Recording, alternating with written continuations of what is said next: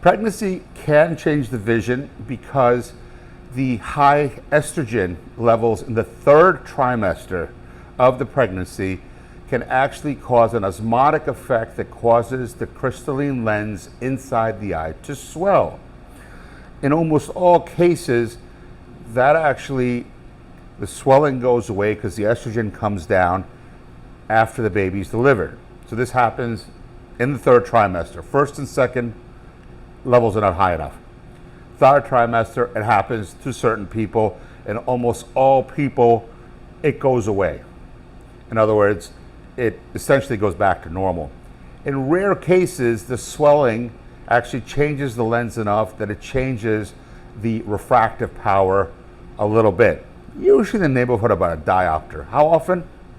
I don't know, in about 26, 27 years of doing this right now, I've seen less than 10 patients that this happened with. So it's not very often. Most people just go back to where they were. Can you have vision correction in your first and second trimester? Yes, we've done that. We've done that. Even the drops that we use are medications that the OBGYN people usually don't have a problem with. But yeah, we can do that. Third trimester becomes a little harder to actually sometimes be sure. And then afterwards, it just goes back to normal.